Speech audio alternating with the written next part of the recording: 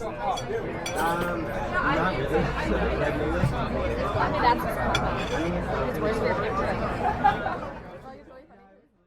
Hello and welcome to the Jobs module. As one of the larger modules in job journals, we will break it into 3 sections: creation and management, messaging and mapping, and finally, live interview crib notes.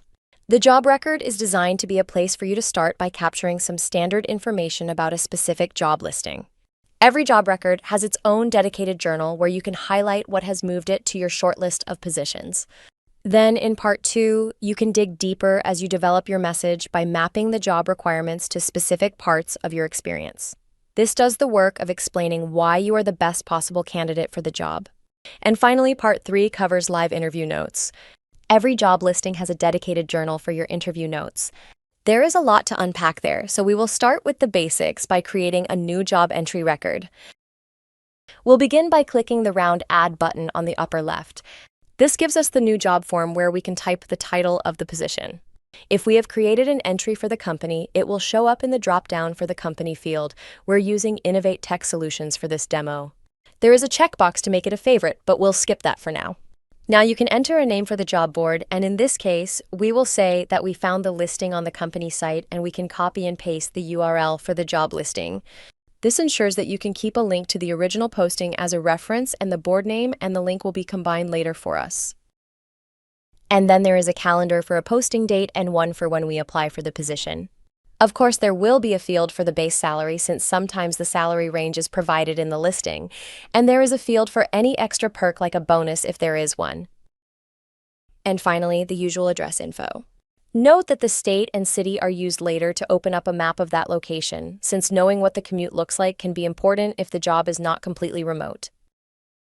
Moving on, there is always going to be a point of contact when they reach out to you, usually someone in HR. Normally, there is only 1 or 2, but if you need more than 3, you can add them below to the activities journal for the posting. Every job entry record has its own dedicated journal for your use. There are many ways to use the journal. However, for the demonstration, we have created a general job description for this position.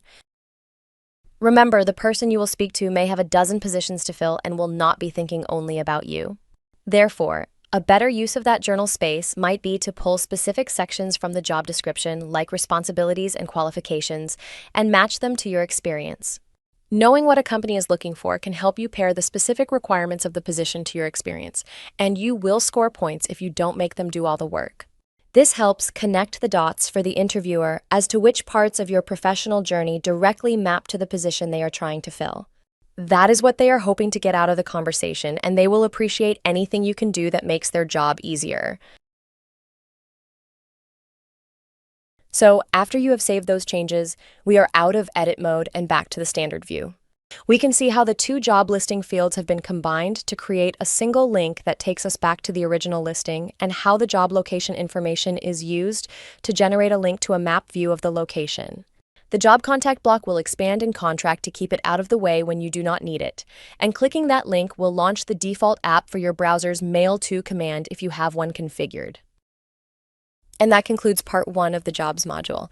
In part 2, we'll dig a little deeper to give you some ideas on using the job journal area to map job requirements to your skills and experience. See you there!